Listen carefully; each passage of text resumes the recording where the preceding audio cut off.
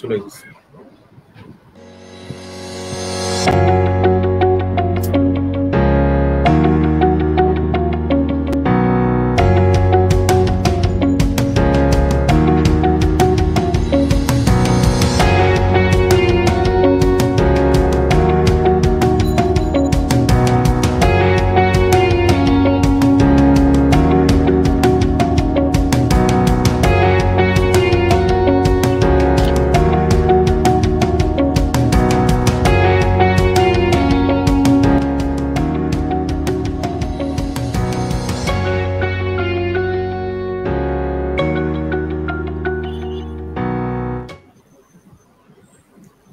আসসালামু আলাইকুম রহমতুল্লাহি ওয়া বারাকাতুহু। হোমিওপ্যাথি ফর হেলথ বিডির পক্ষ থেকে সবাইকে আন্তরিক ধন্যবাদ ও শুভেচ্ছা জানিয়ে শুরু করছি আমাদের আজকে লাইভ অনুষ্ঠান। সুধী দর্শক, আমার প্রোগ্রামে একটু যান্ত্রিক ত্রুটি বা সাময়িক কিছু সমস্যা থাকায় আমি যথাসময়ে শুরু করতে পারি, এজন্য আমি সবার প্রতি আন্তরিকভাবে দুঃখিত। তো আমাদের মূলত আমার আজকের আলোচ্য বিষয় ছিল নিউকোরিয়া বা সাদা স্রাব, অর্থাৎ আমাদের মায়ের যে বা নারী জাতির যে স্বাভাবিক একটি প্রবলেম বা সমস্যা আমরা যে বরাবরই ফেস করে থাকি বা বিশেষ করে ডাক্তাররা ফেস করে থাকে এবং আমাদের নারীরা এগুলি ফেস করে থাকেন। তো সেই প্রেক্ষিতে আজকে আমাদের বিষয় নির্বাচন নিউকোরিয়া ও সাদা স্রাব। তো এই বিষয়ে আমার সাথে আলোচনার জন্য আসছেন, আমাদের সাথে সংযুক্ত আছেন ডক্টর ফৌজিয়া আক্তার চম্পা, বিএচএম ঢাকা বিশ্ববিদ্যালয় প্রভাষক, ফেডারেল হোমিওপ্যাথি মেডিকেল কলেজ ও হাসপাতাল, এবং ডক্টর আব্দুল মান্নান, বিএচএম ঢাকা বিশ্ববিদ্যালয় প্রভাষক, Manikganj homeopathy medical college and hospital এবং সিনিয়র কনসালটেন্ট হোমিওপ্যাথিক ফাউন্ডেশন হাসপাতাল। তো সুধী দর্শক, আমার আজকের মূল আলোচনা পর্বে আমরা এখনই চলে যাচ্ছি। তো আমার সাথে এই মুহূর্তে সংযুক্ত আছেন, আমরা তাদের সাথে সংযুক্ত হই। জি, আপনাদের দুজনকে অশেষ ধন্যবাদ। আসসালামু আলাইকুম। ওয়ালাইকুম আসসালাম। তো ম্যাডাম, আসলে আমরা একটু অনুষ্ঠানটা শুরু করতে দেরি হয়ে গেছে, তারপর আমরা চেষ্টা করবো আমাদের যে দর্শক সারিতে যারা আছেন তারা আমাদের এই প্রোগ্রামটা দেখবেন এবং আশা করি আমরাও তাদেরকে বিষয়ভিত্তিক যে আলোচনা আজকে তার উপর আমরা সুন্দরভাবে একটা উপস্থাপনা দিতে পারবো। তো চলুন আমরা মূলত আলোচনা চলে যাই। তবে আলোচনায় যাওয়ার পূর্বে আমি ডক্টর আব্দুল মান্নান স্যারকে দিয়ে শুরু করতে চাচ্ছি। যে বিষয়টা হচ্ছে যে আসলে আমরা এই যে আজকে যে বিষয়ভিত্তিক আলোচনা নিউকোরিয়া বা সাদা স্রাব, তো এই বিষয়ের উপরে যে আমাদের যে সামাজিক প্রেক্ষাপটটা একটু যদি আপনি আমার দর্শকদের উদ্দেশ্যে একটু সংক্ষেপে যদি বলতেন আর কি স্যার। আচ্ছা, ডাক্তার হাবিবুর রহমান, আপনাকে অসংখ্য ধন্যবাদ।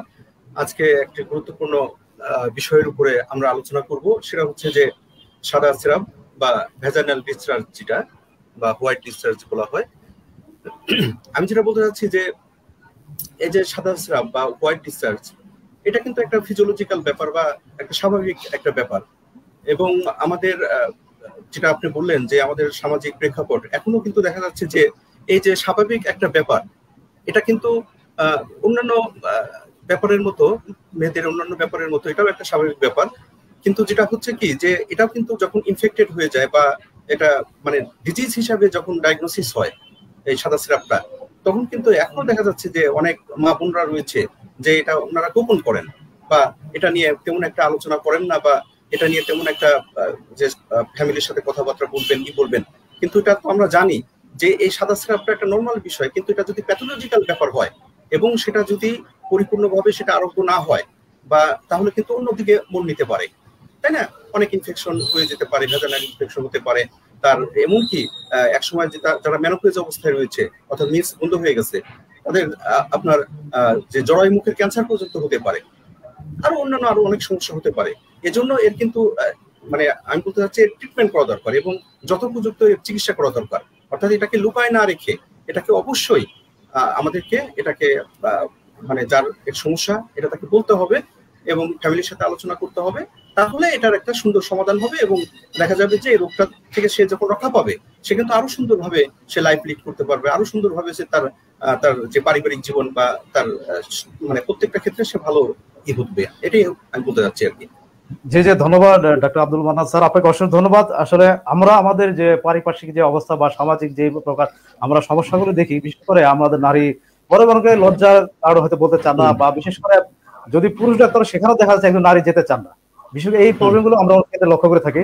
তো যাই হোক, আমরা আমাদের এই সম্মানিত নারী যে যারা আছে, অর্থাৎ আমাদের মা বোনেরা যারা আছেন, তাদের এই প্রবলেমগুলো হয়, তো তাদেরকে আমরা একটু পরিষ্কারভাবে ধারণা দেওয়ার জন্য আজকে আমাদের এই প্রোগ্রাম। তো আমি এই বিষয়ে বিশেষ করে আমি ডক্টর ফৌজিয়া আক্তার চম্পার কাছে আসছি সেটা হচ্ছে ম্যাডাম নিউকোরিয়া বা সাদা সাপ বা হোয়াইট ডিসচার্জ যেটা বলে আমরা বলে থাকি। তো এই বিষয়ে সংক্ষেপে আজকে আমাদের যে নারী জাতি এবং সাধারণ দর্শক এবং যারা আমরা পুরুষ মানুষ যারা আছে, কেউ হয়তো স্বামী, কেউ বা যারা আছেন অভিভাবক, তারা যেন এবার সচেতন। এই বিষয়ে আপনি আজকে বিশেষ করে সাদা সাপ নিয়ে একটু সংক্ষেপে আলোচনা যদি আমরা দর্শক উদ্দেশ্য করতেন। জি, ডক্টর ফৌজিয়া আক্তার চম্পা। ধন্যবাদ হাবিব। আসলে নিউকোরিয়া সাদা স্রাব, এটা আসলে সাদা যাচ্ছে বলে সবাইকে শ্বেতপ্রদন হিসেবেই বলে, কিন্তু যখন এটা কিছুটা হয়ে যাচ্ছে, ক্রনিক হয়ে যাচ্ছে বা রোগ পর্যায়ে চলে যাচ্ছে বা ফাঙ্গাল বা ব্যাকটেরিয়া আক্রমণ হচ্ছে, তখন কিন্তু এটাতে আমরা কিছু কমপ্লিকেশন পাচ্ছি, কিছু সমস্যা পাচ্ছি। সাদা স্রাব দেখলে যে আমাদের এটা কমপ্লিকেশন কিছু একটা হয়ে গেল, সাদা স্রাব হলেই যে আমার রোগ হয়ে গেল, এমন কিছু না। সাদা স্রাব মানে স্যার বলেছেন, মান্নান স্যার বলেছেন যেমন সাদা স্রাব হলে যে খুব ভয়ের কিছু তেমন কিছু না। নর্মাল সিক্রেশনও আমাদের কিছু আছে, ভ্যাজানাল যে জায়গাটা, সেই জায়গাটা আমাদের কিছুটা ভেজা ভেজা থাকবে, এটা স্বাভাবিক। তবে সেটা আমরা কমপ্লেনটা করব কোন সময়? কমপ্লেনটা করব ওই সময় যে যখন আমাদের এখানে ইচিং হচ্ছে, চুলকানি হচ্ছে, তারপরে পেইন হচ্ছে, লোয়ার অ্যাবডোমেনে পেইন পাচ্ছি আমরা, তারপরে গিয়ে আমরা আরো কিছু পাবো, সাদা স্রাব আমরা দুর্গন্ধ পাবো, তখন এটা আমাদের একটু আমলে নিয়ে চিকিৎসা করতে হবে। জি, ধন্যবাদ ম্যাডাম।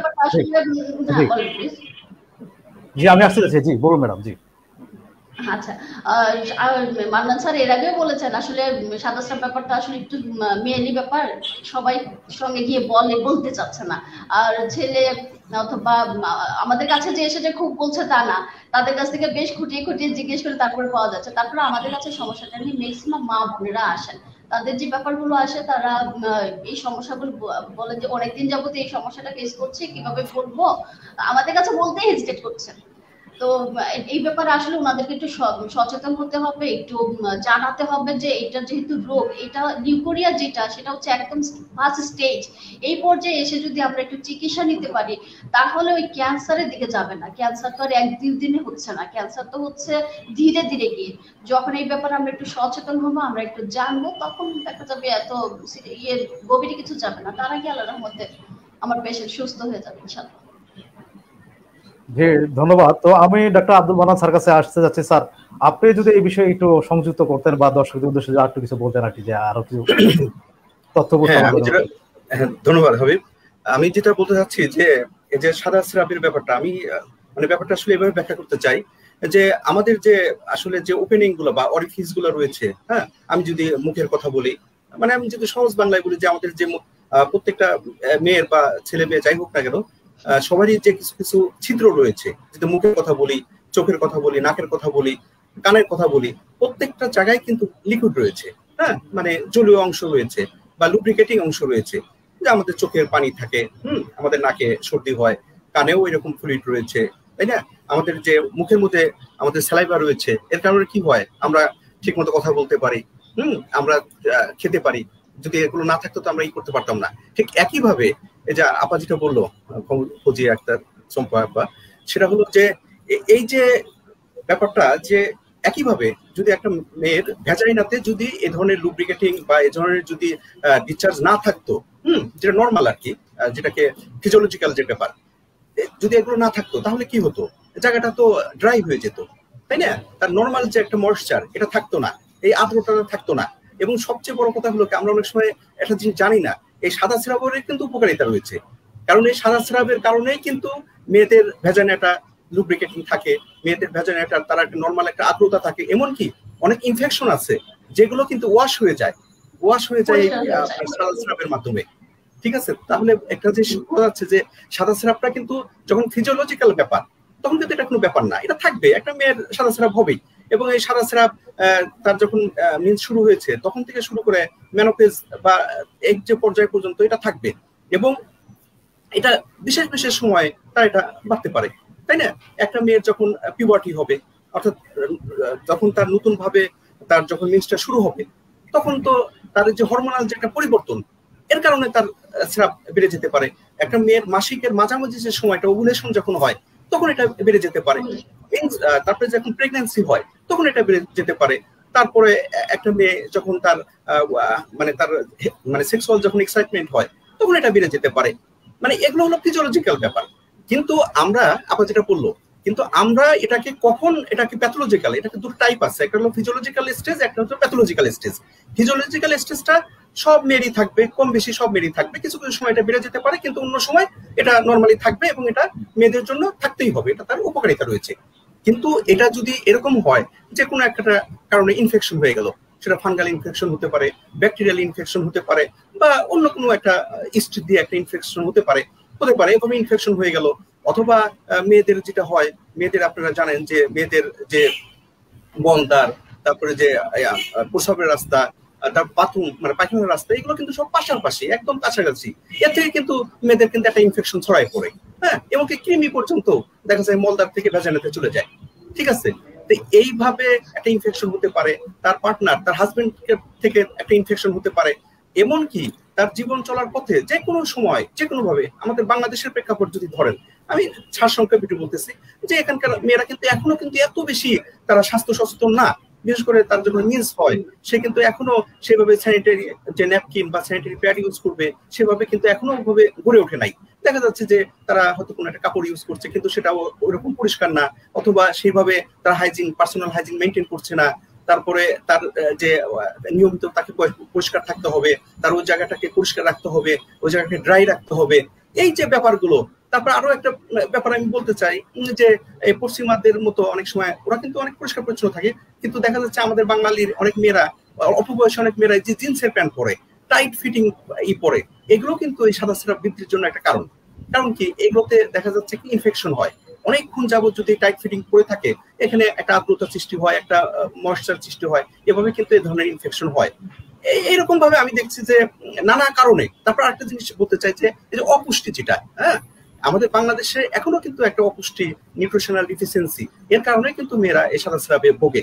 আবার ওভারওয়েট অথবা আন্ডারওয়েট, এগুলো কিন্তু সাদা স্রাবের জন্যই। তারপরে মেয়েরা যে খাবার পিল খায়, তাই না, এগুলো, এই যে ব্যাপারগুলো, এগুলো সবকিছু নিয়েই কিন্তু যখন এটা ইনফেক্টেড হয়ে যাবে, এটা যখন এই যে ম্যাডাম বললো, এটা যখন খুব ইচিং হবে, এটা যখন অফেন্সিভ ব্যাড স্মেলিং হবে, এটা যখন আপনার একটা ইরিটেশন সৃষ্টি করবে, সারাক্ষণ তলপেটে ব্যথা করবে, আপনার লাইফটাকে একটা থ্রেটিং অবস্থায় নিয়ে যাবে, আপনার জীবনধারাটাকে ওইভাবে একটু মানে সুন্দর রাখবে না, তখন এটা সমস্যা। এই আর কি।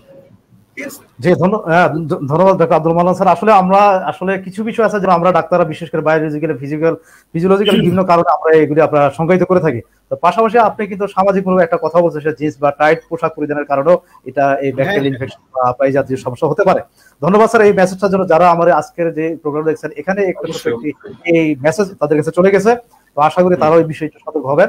তো আমি অবশ্যই মেয়েদেরকে একটু লুজ ফিটিং ড্রেস করতে হবে, লুজ ফিটিং ড্রেস করতে হবে, কটনের ড্রেস করতে হবে, হ্যাঁ, এবং ওই জায়গাটাকে ড্রাই রাখতে হবে।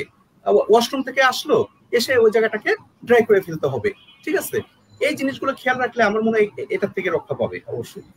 জি, ধন্যবাদ স্যার। তো আমি এই মুহূর্তে ডক্টর ফৌজিয়া আক্তার ম্যাডাম আসতে চাচ্ছি। মূলত আমরা বিশেষ করে আমি যে প্রশ্নটা এখন করছি, সেটা বিশেষ করে ডাক্তার শ্রেণীর যারা তরুণ ডাক্তার বা উদীয়মান ডাক্তার, পাশাপাশি সাধারণ যারা আছেন তাদের জন্য মেসেজটা এই যে মূলত মেয়েদের আপনার লিকুরে এই সমস্যাটা মূলত কখন থেকে দেখা দিত? এটা কি আপনার পিরিয়ডের সাথে সামঞ্জস্যপূর্ণ?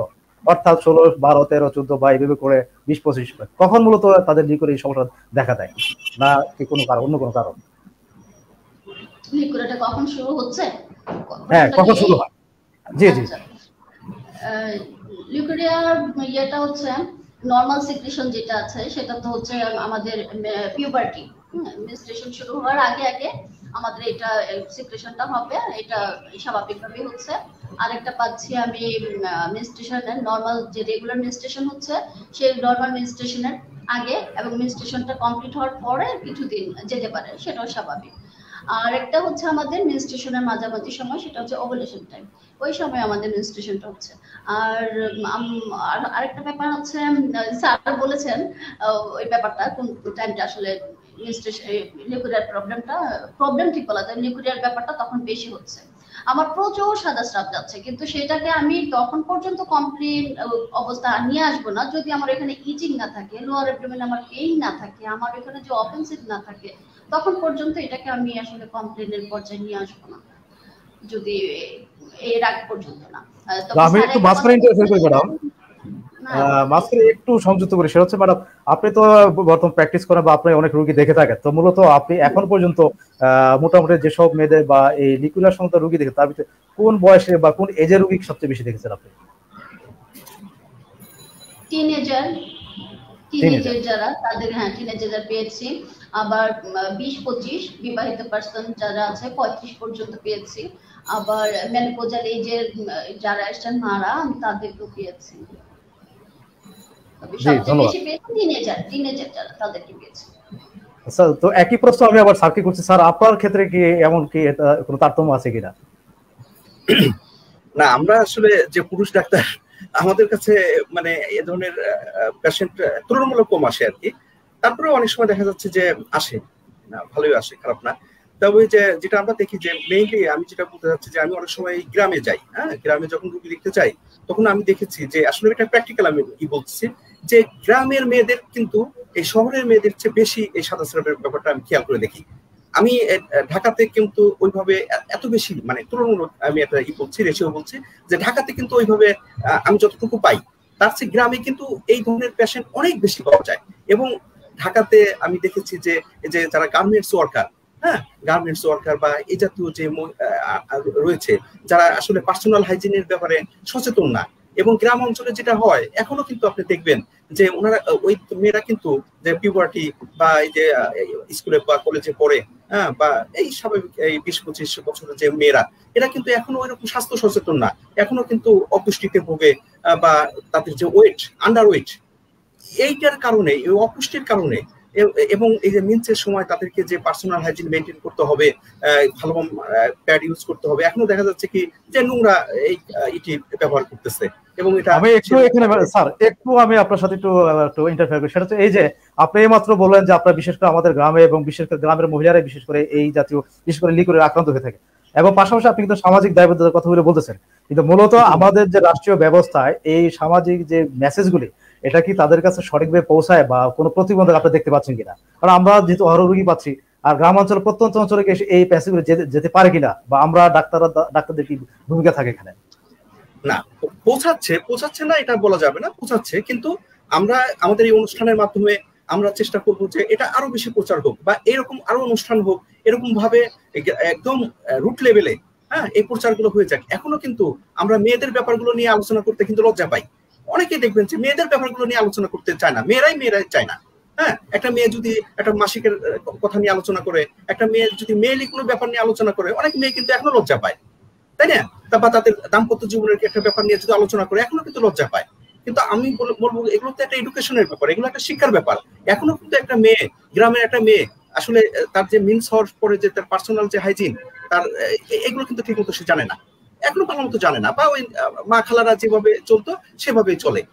কিন্তু এখন তো অনেক চেঞ্জ হয়ে গেছে, এখন খুব ভালো মানের ন্যাপকিন পাওয়া যায়, প্যাড পাওয়া যায়, তারা কিন্তু এগুলো ইউজ করতে পারে। এমনকি সে বাসায় ও কিন্তু ইচ্ছা করলে এই প্যাড কিন্তু বানায় নিতে পারে, তাই না? এগুলো কোনো ব্যাপার না, আপনার কটন দিয়ে একটু কাপড় দিয়ে কিন্তু এগুলো বানায় নেওয়া যায়। আমরা এখন মাস্ক বানাই নেই না, মাস্ক তো আমরা কিনে আবার বানাইও নিই। এভাবে কিন্তু আপনি একটা মেয়ে কিন্তু ইচ্ছা করলে তার যে প্রয়োজনীয় যে ন্যাপকিন বা তার যে প্রয়োজনীয় যে প্যাড, এটা কিন্তু সে বাসাতেই তৈরি করে নিতে পারে। অথবা যে কটন কাপড়টা ইউজ করবে বা যে কাপড়টা ইউজ করবে, সেটা কিন্তু সুন্দর করে ধুয়ে ড্রাই করে রোদে শুকায় সে কিন্তু সে ইউজ করতে পারে। কিন্তু দেখা যাচ্ছে যে এখনো সেটা ব্যবহার করে না। তারপরে গ্রামের মেয়েদের একটা জিনিস হয় কি, যে ওরা অনেক সময় দেখা যায় যে তাদের যে কাপড় চোপড় গুলা এই স্যাঁতস্যাঁতে জায়গায় রাখে, অর্থাৎ ওটাকে যে ভালোভাবে মানে পরিষ্কার করবে, ভালোভাবে শুকাবে, এই জিনিসটাও কিন্তু করে না। হ্যাঁ, তারপরে দেখা যাচ্ছে কি একটা কাপড় পরে সেই সকাল থেকে রাত অব্দি একটা কাপড় পরে আসছে, এটা ভিজতেছে, এটা কি হচ্ছে, তাই না? বারবার এটা কিন্তু একটা আর্দ্রতার মধ্যে আছে বা ভালো করে শুকাচ্ছে না, বা যে ঘরে সে বসবাস করতেছে এই বৃষ্টি পানি পড়তেছে বা এই যে মেঝে স্যাঁতস্যাঁতে আছে, ওর মধ্যে দেখা যাচ্ছে যে কাপড়গুলো সে জড়ো করে রেখে দিচ্ছে। এতে কি হচ্ছে, এখান থেকেও কিন্তু আপনার সংক্রমণ হচ্ছে, এখান থেকেও কিন্তু তার এই যে ব্যাকটেরিয়া বলেন বা ফাঙ্গাল ইনফেকশন বলেন, এভাবে কিন্তু সে যাচ্ছে। এই জন্য আমি বলতে চাচ্ছি যে গ্রাম অঞ্চলে বিশেষ করে আমরা যদি গ্রামে যাই, আমরা চেষ্টা করব এদেরকে আরো বেশি সচেতন করা, তাদের খাদ্যের ব্যাপারটা, তাদের পুষ্টির ব্যাপারটা কথা বলবো, তাদের পার্সোনাল হাইজিন নিয়ে কথা বলবো। বিশেষ করে যারা মহিলা ডাক্তার রয়েছেন তারা তো অবশ্যই বারবার চেষ্টা করবে, এবং গভর্নমেন্ট পর্যায়ে, বেসরকারি পর্যায়ে সবাইকে কিন্তু এই মেয়েদেরকে হেলথ এডুকেশনের ব্যাপারটা, মেয়েদের স্বাস্থ্যের ব্যাপারটা আরো বেশি করতে হবে। এবং আমি যেটা মনে করি পারিবারিক ভাবে কিন্তু এটা গড়ে রাখতে হবে। মাকে মেয়ের সাথে বান্ধবীর মতো আচরণ করতে হবে, হ্যাঁ, তাহলে বোনদেরকে বান্ধবীর মতো মানে করতে হবে, টিচারদেরকে বান্ধবী বা ফ্রেন্ডশিপ আলোচনা করতে হবে। তাহলে হবে কি একে অপর থেকে কিন্তু এই জিনিসগুলো শিখবে এবং এটা আস্তে আস্তে উন্নতি হবে, ইনশাল্লাহ উন্নতি হবে। এই যে আমরা আজকে আলোচনা করতেছি, আমাদের আলোচনা থেকে কিন্তু অবশ্যই রুট লেভেলে চলে যাচ্ছে, এখান থেকে কিন্তু একটা শিক্ষা আসছে। জি অবশ্যই অবশ্যই স্যার, সুন্দর, আপনার সুন্দর একটা মেসেজ, সেটা হচ্ছে এক। আর আমরা এটাও জানি যে একজন সুস্থ মা মানে একটা সুস্থ জাতি। তো তার পাশাপাশি আপনি কিন্তু অলরেডি একটা মেসেজ আপনি দিয়ে ফেলেছেন যে না, এখানে কিন্তু আর্থিক বিষয় এতটা তেমন গুরুত্বপূর্ণ, ইচ্ছে হলে সে ঘরোয়াভাবে সে তার আপনার পরিচ্ছন্ন সেটা তৈরি করে নিতে পারে। অর্থাৎ শুধুমাত্র দোকান থেকে যে স্যানিটারি ন্যাপকিন কিনে ব্যবহার করতে এমন কথা নয়, কারণ আমাদের গ্রাম অঞ্চলে দেখা যাচ্ছে আর্থিক অসচ্ছলতার কারণে হয়তো কিছু ক্ষেত্রে হয়তো এই আপনার ন্যাপকিন প্যাড বা আদার যে বিষয়গুলো তারা ইউজ করে। তো এখন আজকে আপনি এই মাত্র যে আলোচনাগুলি করে এর মধ্যে তার অন্তত এই মেসেজটা পাচ্ছে যে না, ঘরোয়া ভাবে এটা সে তার ডাক্তার হাবিব, আমি একটু হাইজিনেশন অ্যাড করতে চাচ্ছি। যেটা হচ্ছে হাইজিনেশনের জন্য ম্যাক্সিমাম আমার কাছে যে পেশেন্ট গুলো আসলে পাই, তারা যে কথাগুলো বলে যে এখানে যদি ইচিং হচ্ছে, তো এখানে যদি আমি একটু তরকারির পাতিলে যদি পানি গরম করে ইউজ করি, ওইটা আমার জন্য বেটার হবে, হ্যাঁ, ওরকম ভাবে। তো ওইখানে একটু ঝাল ঝাল পেলে তার একটু ইচিংটা একটু কম হচ্ছে। একেবারেই বাজে ধারণা, যদি আপনি একেবারেই সম্ভব না হয় হালকা কুসুম গরম পানিতে লবণ দিয়ে পরিষ্কার করতে পারেন, এটা একদম প্রাথমিক একটা কাজ, এটা করতে পারেন। আর একটা ব্যাপার হচ্ছে ডেটল দিয়ে পরিষ্কার করি, স্যাভলন দিয়ে পরিষ্কার করি, হ্যাঁ, এটা যেহেতু এখানে জীবাণু হয়েছে, এখানে কোনো ব্যাকটেরিয়া আক্রমণ হয়েছে, তো আমি ডেটল দিয়ে পরিষ্কার করি, স্যাভলন দিয়ে করি। একেবারেই আরেকটা ভুল ধারণা, এই কাজটা একেবারে করা যাবে না, ভুলটা হলো সেখানে আরো ইরিটেটিং হবে, এই কাজটা করা যাবে না। আমাদের হাইজিনেশনের যে ব্যাপার সেটা নরমাল লবণ পানি দিয়ে পরিষ্কার করতে হবে। আমাদের হোমিওপ্যাথি কিছু মেডিসিন আছে, সেগুলো দিয়ে পরিষ্কার করতে পারি। হাইড্রাস্টিস গেলে আমাদের ভালো কাজ করে, ক্যালেন্ডুলা বেশ ভালো কাজ করে।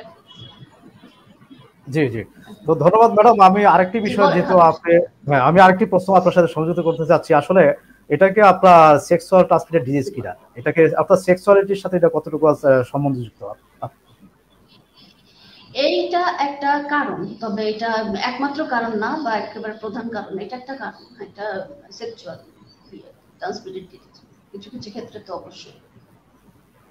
জি ধন্যবাদ,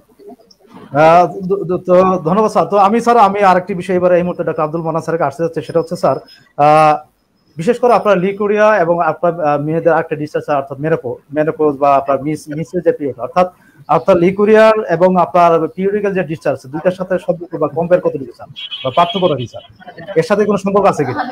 হাবিব, প্রশ্নটা একটু আরেকবার করবেন, ইকো শোনা যাচ্ছিল, কথাটা আরেকবার বলুন প্লিজ। হ্যাঁ, আমি ডক্টর আব্দুল মান্নান স্যারকে প্রশ্নটা করছি আর কি, যে আপনার মিনিস্টার আপনার বিশেষ লিকুরিয়া এবং আপনার মিনিস্টার ডিসচার্জ, এই দুইটার সাথে কোনো সম্পর্ক আছে কিনা? না, যেটা হচ্ছে হলো কি, যে আমরা তো জানি যে আমরা অলরেডি কথা বললাম যে আপনার সাদা স্রাব তো সাদা স্রাবই, তাই না? সাধারণত নর্মালি যদি হয় এটা সাদা স্রাব বা আপনার একদম হোয়াইট ডিসচার্জ বা একদম ট্রান্সপারেন্ট একটা জাস্ট পানির মতো বলতে গেলে। অথবা আমরা যদি এভাবে বলি, এই যে বাচ্চাদের যে সর্দি হয়, ঠিক আছে, নর্মালি কিন্তু ওই রকমই দেখতে, যদি নর্মাল, যেটা কোনো গন্ধ থাকবে না, কোনো মানে ওইরকম কোনো কালার থাকবে না, ট্রান্সপারেন্ট, একদম ট্রান্সপারেন্ট একটা স্বচ্ছ ওয়াটারি ডিসচার্জ, যেটা এটাই মূলত হলো সাদা স্রাব বা ই। তবে এটা অনেক সময় একটু ঘন হয়, কি হতে পারে যে এস্ট্রোজেন প্রজেস্টেরনের কারণে, হরমোনালির কারণে কিন্তু এটা একটু থিকনেস বাড়তে পারে, হয়তো কখনো পানির মতো হয়, কখনো আবার দেখা যাচ্ছে যে মিল্কি হোয়াইট হতে পারে, থিক হতে পারে। তবে এর ভিতরে যদি প্যাথোলজিক্যাল কোনো কিছু না থাকে তাহলে তো কোনো সমস্যা নাই। আর যেটা মিনস্ট্রুয়াল যে ব্যাপারটা, সেটা তো অবশ্যই আলাদা একটা ব্যাপার। এখানে জরায়ুর সাথে একটা, জরায়ুর যে মান্থলি যে একটা এন্ডোমেট্রিয়াম লেয়ার, এই লেয়ারটা ভেঙে যে মূলত 28 দিন পর পর বা মান্থলি সাইকেলের পর পর এটা ডিসচার্জ হয়। এটা যাদের রেগুলার হয় তারা দেখা যাচ্ছে যে মানে 28 দিন পর পর তাদের এটা, তার এই যে জরায়ুর যে এন্ডোমেট্রিয়াম যে লেয়ার, মাসেলের যে মানে একদম ভিতরের যে লেয়ার, এটাই মূলত ভেঙে যায় এবং এর থেকে কিন্তু অনেক ধরনের মানে শরীরের জন্য অপ্রয়োজনীয় যে পদার্থ, এগুলো কিন্তু বের হয়ে যায়। কিন্তু আমাদের যে সাদা স্রাব, এটার ভিতরে তো ওইরকম কোনো খারাপ জিনিস নাই, বরঞ্চ মূলত এটা আমাদের ভেজাইনাকে স্বাভাবিক রাখার জন্য, ভেজাইনাকে নর্মাল রাখার জন্য, ফ্রেশ রাখার জন্য কিন্তু এটা সোর্সটা অন্যান্য অর্গানে যেরকম থাকে ওখানে ওটা দিয়ে দিচ্ছে, যেন এটা ভালো থাকে, সুন্দর থাকে। ঠিক আছে। তবে অনেক সময় আমি যেটা বলতে চাচ্ছি, অনেক সময় এটা হয় যে কিছু কিছু মেয়ের মিন্সটা কিন্তু বন্ধ হয়ে যায় বা ইরেগুলার মিন্স হয়। তখন হয় কি, ওই সাদা সিরাপটাই কিন্তু অনেক সময় দেখা যায় কি ওই রকম আপনার হয়, মানে কিছুটা দেখা যাচ্ছে ব্লাড মিক্সড হয়। অনেক মেয়েরা এসে বলে আমার কিন্তু মিন্স হয় না, কিন্তু আমার যে সিরাপটা যাচ্ছে সেটা অনেকটা ওই যে মরিচার মতো, হ্যাঁ, লালচে লালচে লালচে লালচে ব্রাউন কালার, বাদামি কালার, হ্যাঁ, যাচ্ছে। তার মানে কি তার মিন্সের পরিবর্তে ওরকম ডিসচার্জ যাচ্ছে। এখানে অবশ্যই আপনার এই গনোরিয়াল ইনফেকশন বা এই জাতীয় ইনফেকশন, অথবা যদি বয়স্ক মহিলা হয় তাদেরকে ওই সার্ভিসাইটিস বা সার্ভাইকাল কোনো ইরোশন বা সার্ভাইকাল কোনো জরায়ু মুখের কোনো সমস্যা রয়েছে, এর কারণে কিন্তু ওইখানে ব্যাপারটা ওই মিন্সের মতোই হচ্ছে। আসলে কিন্তু ওটা মিন্স না, ওটা সাদা সিরাপই, কিন্তু ওই মিন্সটা বন্ধ থাকার কারণে ওটা হচ্ছে। আচ্ছা জি, ধন্যবাদ স্যার, আসলে সুন্দর আপনি ব্যাখ্যামূলক আলোচনা। তো আমি ডক্টর ফৌজিয়া আক্তার ম্যাডাম কাছে আরেকটি প্রশ্ন নিয়ে আসতেছি। আসলে আমি এই মুহূর্তে যে প্রশ্নগুলি করতেছি আপনাকে, যেগুলো জনসাধারণ করে থাকে আর কি, তো তার থেকে আমি আপনি প্রশ্ন করছি যে এই যে লিকোরিয়া আপনার বিশেষ করে গর্ভধারণের ক্ষেত্রে, আপনার বিশেষ করে কনসিভ করার ক্ষেত্রে কোনো ধরনের প্রভাব ফেলে কিনা লিকোরিয়া, আসলে কিভাবে প্রভাবটা ফেলে যদি পড়ে থাকে? হাবিব সাহেব আমাকে বলছিলেন? হ্যাঁ জি, আমি আপনাকে বলছি, আপনি কথা শুনতে পাচ্ছেন? হ্যাঁ, আমি প্রশ্ন করতে চাচ্ছি যে আপনার গর্ভধারণের ক্ষেত্রে লিকোরিয়ার কোনো প্রভাব আছে কিনা, বা প্রভাব ফেলে কোন ধরনের প্রভাব পড়ে কনসিভ করার ক্ষেত্রে? প্রেগন্যান্সিতে, হ্যাঁ হ্যাঁ, কনসিভ করার ক্ষেত্রে প্রেগন্যান্সিতে বাধা আসতে পারে অতিরিক্ত লিকোরিয়াতে। সেখানে আপনার লিকোরিয়ার যে অতিরিক্ত স্রাবের কারণে সেখানে আপনার ওই ইয়েটা ঠিকভাবে হবে না, ওই মানে জি, ধন্যবাদ ম্যাডাম। স্যার এই বিষয়ে যদি আপনি একটু সংযুক্ত করতে আর কি, ডক্টর আব্দুল মান্নান স্যার। হ্যাঁ, আপনি যেটা বলতে চাচ্ছেন যে মানে গর্ভধারণের ক্ষেত্রে আপনার যে লিকোরিয়াটা কোনো প্রভাব ফেলে কিনা, জি জি, তাই না? আসলে হচ্ছে কি, এমনি যখন মেয়েদের আপনার আমি যেটা বলতে চাচ্ছি যে প্রেগনেন্সির সময় স্বাভাবিকভাবে মেয়েদের কিন্তু এই লিকোরিয়া বা সাদা স্রাবের পরিমাণটা বেড়ে যায়। এটা একটা স্বাভাবিক একটা প্রক্রিয়া, বেড়ে যায়। এখন দেখা যাচ্ছে কি যে আমি যেটা বলতে চাচ্ছি কি, যে সাদা স্রাবের কারণে, সাদা স্রাবের কমপ্লিকেশন যেটা, সাদা স্রাবের কারণে যদি মেয়েদের মিন্সটা ইরেগুলার হয়ে যায়, হ্যাঁ, দেখা যাচ্ছে কি একটা মেয়ের মিন্স ক্লিয়ার হচ্ছে না, বাট তার সাদা স্রাব হচ্ছে। এই সাদা স্রাবটা কেন হচ্ছে? তার কোনো একটা ব্যাকটেরিয়াল ইনফেকশনের কারণে হতে পারে, একটা গনোরিয়ার ইনফেকশনের কারণে হতে পারে। একটা গনোরিয়া, একটা মেয়ে তার যদি হাজবেন্ডের কাছ থেকে যদি সে গনোরিয়ার ইনফেকশনটা পায়, ব্যাকটেরিয়াল ইনফেকশনটা পায়, তার কিন্তু মারাত্মক ধরনের ক্ষতি হয়। তার জরায়ুর ক্ষতি হয়, তার ওভারির ক্ষতি হয়, তার কিন্তু সামগ্রিক একটা ফিমেল তার যে অনেক কিছু কিন্তু ক্ষতি করে ফেলে ওই ব্যাকটেরিয়াটা। এক্ষেত্রে দেখা যাচ্ছে কি ওই ব্যাকটেরিয়ার কারণে যদি তার সাদা স্রাব হয়, এবং সেক্ষেত্রে কিন্তু তার পুরো ব্লাড স্ট্রিমটাতে তার একটা খারাপ প্রভাব ফেলে, এবং তার মেয়েদের যে জরায়ুর উপর একটা খারাপ প্রভাব ফেলে। এর ফলে কি হয়, মেয়েদের মিন্সটা ইরেগুলার হয়ে যেতে পারে। মিন্সটা যদি ইরেগুলার হয় তাহলে তো অবশ্যই তার প্রেগনেন্সি টাইমলি হবে না, প্রেগনেন্সিতে অবশ্যই সমস্যা হবে। হ্যাঁ, এই জন্য যদি কখনো ওইরকম খারাপ ধরনের সাদা স্রাব হয়, ইনফেকশন হয়, গনোরিয়াল ইনফেকশন থেকে যেটা হয়, তাহলে কিন্তু মিন্সটাকে ইরেগুলার করে দিতে পারে, জরায়ুর যে নর্মাল ফাংশন তাতে সমস্যা সৃষ্টি করতে পারে। তখন তো অবশ্যই আপনার মানে তার যে প্রেগনেন্সি সেক্ষেত্রে প্রভাব ফেলতেই পারে আর কি। জি, ধন্যবাদ ডক্টর আব্দুল মান্নান স্যার। তো আমি আরেকটি বিষয়ে আসতে যাচ্ছি যে ম্যাডাম, আপনি কি আমার কথা শুনতে পাচ্ছেন? ডক্টর ফৌজিয়া আক্তার। হ্যাঁ, পাচ্ছি। জি, আপনি তো আপনার মোটামুটি আপনার কাছে অনেক ফিমেল পেশেন্ট এসে থাকে, তো আপনি মূলত হোমিওপ্যাথি একজন ডাক্তার হিসেবে আপনি এই পেশেন্টদেরকে আপনি কিভাবে ট্রিটমেন্ট বা তার চিকিৎসা পদ্ধতি কিভাবে করে থাকেন, তার চিকিৎসা ব্যবস্থাটা কি? চিকিৎসা ব্যবস্থাটা তো আসলে হোমিওপ্যাথিতে হচ্ছে সিমটম ভিত্তিক সবসময় আমাদের, যে এজ ইউজুয়াল যেভাবে আমরা ট্রিটমেন্ট দিচ্ছি, একই রকম সমস্যা যদি লিকুইডের সমস্যা নিয়ে যেই আসবে তাকে যে একই মেডিসিন দিব তেমন কিছু না। কেউ যদি পেইন নিয়ে আসলো, কেউ যদি শুধু ইচিং নিয়ে আসলো, কেউ বললো যে আমার অফেন্সিভ ব্যাপারটা নাই, তো সেই এই ধারা অনুযায়ী মেডিসিন গুলো আমাদের আলাদা আলাদা হয়ে যাবে। তো এই ক্ষেত্রে দেখা যাচ্ছে আমরা ইউজ করছি, দেখা যায় মাক্সল ইউজ করি, হাইডাস্টিস ইউজ করি, চায়না ইউজ করি, এটা সিমটম ভিত্তিক, কারো এক একজনের যে সিমটম গুলো আমাদের দিচ্ছে সেই সিমটমটা ডিপেন্ড করে। আমাদের হোমিওপ্যাথি ট্রিটমেন্টটা তো সিমটম ভিত্তিক হচ্ছে, সেভাবেই হচ্ছে। আর হাইজিনেশনের ব্যাপারটা সবসময় মেডিসিনটাই যে সবকিছু করবে তা না, আপনি একদম পারফেক্ট মেডিসিনটা ইউজ করলেন, পারফেক্ট ডোজ ম্যানেজমেন্টটা ইউজ হলো আমাদের, কিন্তু সেখানে যদি হাইজিনেশনটা ব্যবস্থাপনাটা যদি মেনটেন না হয় তাহলে মেডিসিন আর কাজ করবে না, সেখানে মেডিসিনের দোষ চলে আসবে। এখানে মেডিসিনের পাশাপাশি সব ট্রিটমেন্টের ক্ষেত্রে আমরা মেডিসিনের পাশাপাশি ম্যানেজমেন্টটা অবশ্যই বলে দেবো, ম্যানেজমেন্টটা একটু মানতে হবে। ব্যক্তিগত নিশ্চয়ই আপনি ম্যাডাম আপনার সচেতন করতে হবে, পানি খাওয়ার যে ব্যাপারগুলো সেগুলো বলতে হবে। হ্যাঁ বল প্লিজ। নিশ্চয়ই আপনি আপনার যে পেশেন্ট যারা আসে তাদেরকে নিশ্চয়ই ম্যানেজমেন্টটা ঠিকভাবে বুঝিয়ে দেন আর কি। তো আমি এই মুহূর্তে আসলে ম্যানেজমেন্টটা আপনি তাদেরকে কি সাজেশন দিয়ে থাকেন ওষুধ মেডিসিন ছাড়া? যেহেতু আমার প্রোগ্রামটা সবার জন্য, আমাদের স্টুডেন্টরা অনেক সময় প্রোগ্রাম দেখে থাকেন, এই জন্য আমি তথ্যটা জানতে চাচ্ছি। ম্যানেজমেন্টের ক্ষেত্রে আমি এখানে লবণ পানি দিয়ে পরিষ্কার করার কথাটা বলছি। তারপরে যদি সে বলছে খুব বেশি ইচিং বা অফেন্সিভের ব্যাপারটা বলছে, তো সেখানে ক্যালেন্ডুলা মাদার অথবা হাইড্রাস্টিস স্ক্যান মাদার দিয়ে জায়গাটা ক্লিন করার কথা বলছি। আর আফটার সেক্সুয়াল লাইফ লিড করার পর সেখানে ব্যক্তিগত যে হাইজিনেশনটা সেটা ক্লিনের ব্যাপারগুলো বলা থাকে। আর প্রচুর পানি খাওয়ার কথা বলা থাকে, যেটা আমাদের টিনেজাররা ম্যাক্সিমাম সময় করেই না। মা বাবাদের একটা অভিযোগ থাকে যে ও পানি খায় না, ওকে জিজ্ঞেস করে লাভ নেই, ও পানি খায় না। তো পানি একটু বেশি করে খেতে হবে। আমাদের সিজনাল যে খাবার, যে সবজি আছে, আমাদের সিজনাল যে ফ্রুটস গুলো আছে, সেগুলো সবগুলো আমাদের মেডিসিন মনে করে খেতে হবে। আমি খাই না, আমি পছন্দ করি না, ওই ইয়েতে না গিয়ে আমরা এটা বলবো যে আমি মেডিসিন তো সবাই পছন্দ করে না খেতে, তো ওইটাও একটা মেডিসিন মনে করে খেতে হবে। আমি খাই না, আমার মেডিসিন মনে করে ওই সবজি অথবা সেই ফ্রুটসটা আমার খেতে হবে। জি ডক্টর ফৌজিয়া আক্তার, ধন্যবাদ আপনাকে। শুধু আমি ডক্টর আব্দুল মান্নান স্যারকে ঠিক একই প্রশ্ন আসছি, তবে একটু সংযুক্ত করে দিচ্ছি। সেটা এই যে এখানে আমরা রোগীদেরকে পথ্যের একটা বিষয় থাকে, তো আমরা আমাদের হোমিওপ্যাথিক মেডিসিন অনেকগুলো কিন্তু ভেষজ থেকে উৎপন্ন হয়, ভেষজ থেকে আমরা মেডিসিন তৈরি করে থাকি। তো এখানে কি আপনার স্যার ভেষজের ক্ষেত্রে কিছু বাছাই প্রক্রিয়া আছে কিনা, যে কোন কোন পথ্যগুলি সে খেতে হবে, কোন কোন সবজিগুলি বা কোন মাছ মাংস কোনটা করে খাওয়া উচিত বা কোনটা উচিত না?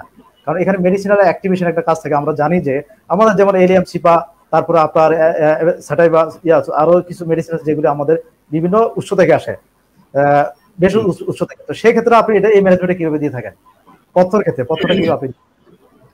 হ্যাঁ, অবশ্যই আমাদের ওষুধের পাশাপাশি রোগীকে তো অবশ্যই ম্যানেজমেন্ট করতে হবে, বা রোগীকে আমাদেরকে ডায়েট, পথ্য এবং তার যে লাইফ স্টাইল মডিফিকেশন, এই ব্যাপারে অবশ্যই আমাদেরকে ভালোভাবে বলতে হবে।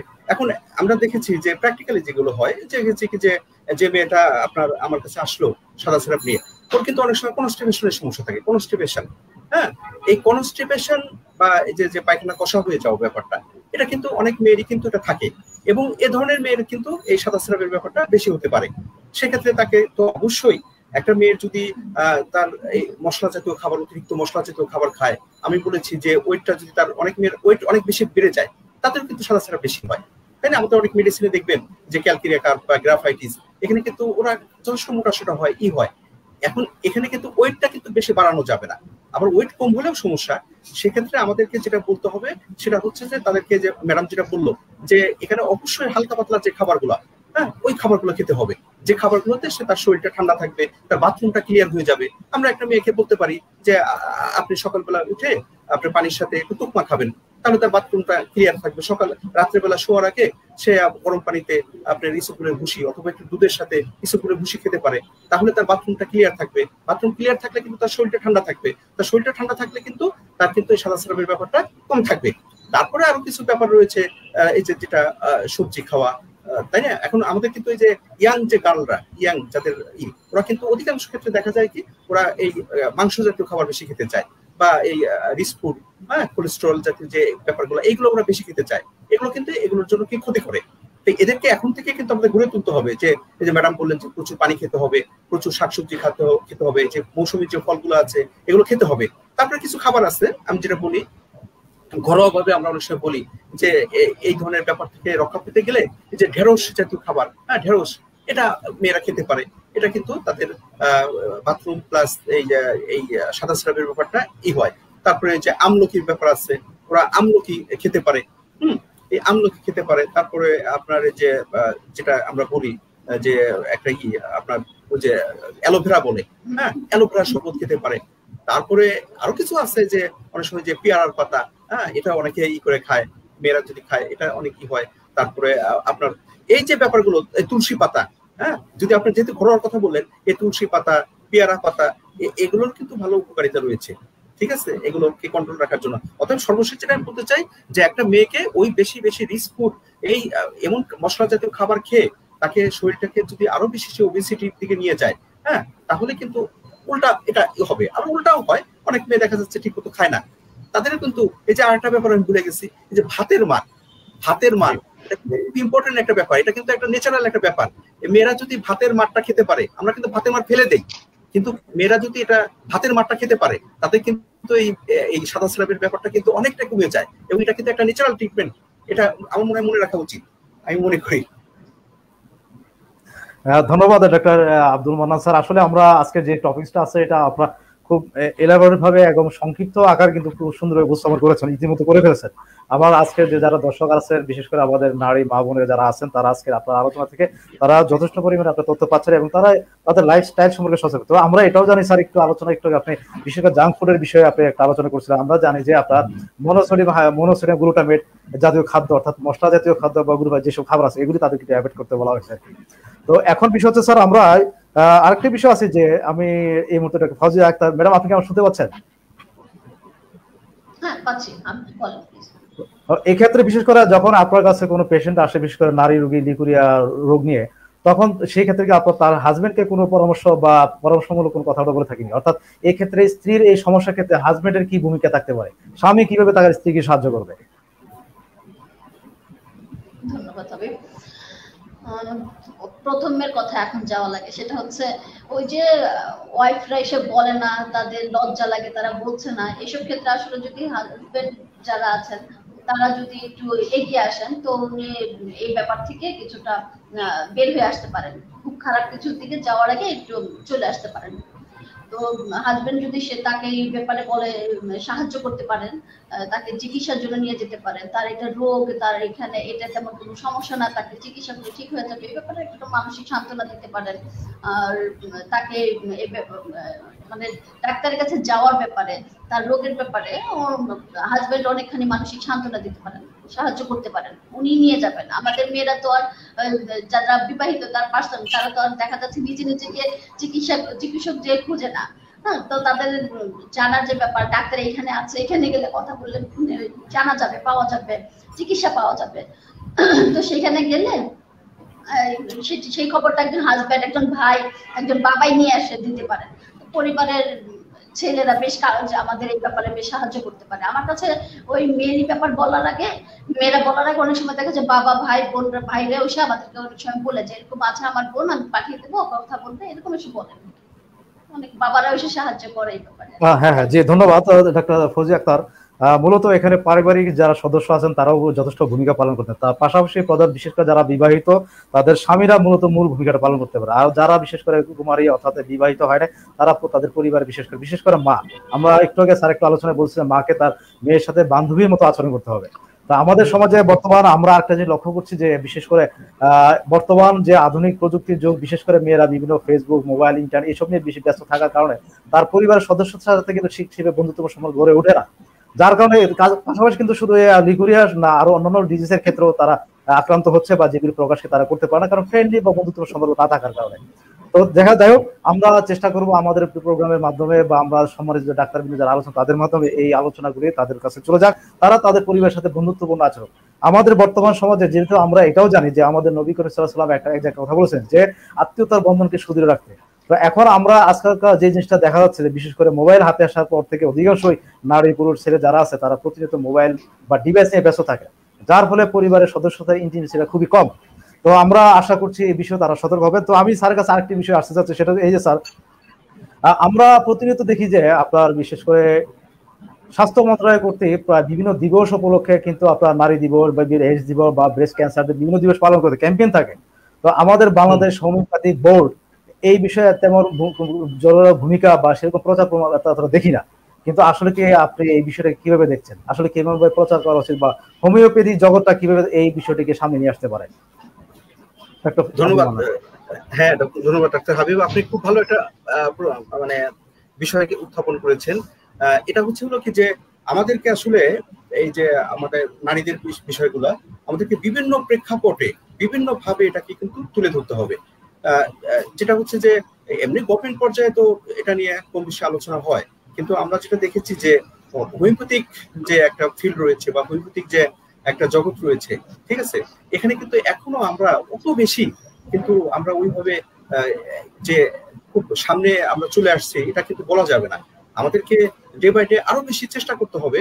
এই ক্ষেত্রে অবশ্যই হোমিওপ্যাথিক বোর্ড তারা বিভিন্ন প্রোগ্রামের মাধ্যমে তারা চেষ্টা করছে, কিন্তু আমি যেটা বলবো যে আপনি যেটা বললেন যে বিভিন্ন ডে বা বিভিন্ন দিবস হিসাবে আমরা কিন্তু এই আলোচনাগুলো আমাদের সামনে নিয়ে আসতে পারি। হয়তো মেয়েদের যে কোনো একটা বিষয়কে নিয়েই কিন্তু আমরা আমাদের বোর্ডের মাধ্যমে বা আমাদের হোমিওপ্যাথিক বিভিন্ন যে ফিল্ডগুলো রয়েছে সেগুলোতে আমরা এগুলো কিন্তু আলোচনার বিষয়বস্তু হিসেবে নিয়ে এসে আমরা কিন্তু আলোচনা করতে পারি। এর মাধ্যমে কি হবে, আমাদের হোমিওপ্যাথিক ওষুধের যে কার্যকারিতা রয়েছে, হোমিওপ্যাথিক ওষুধ যে রুট লেভেলে বা হোমিওপ্যাথিক ওষুধ যে অনেক রোগের ক্ষেত্রে ভালো কাজ করে, বিশেষ করে মেয়েদের রোগের ক্ষেত্রে ভালো কাজ করে।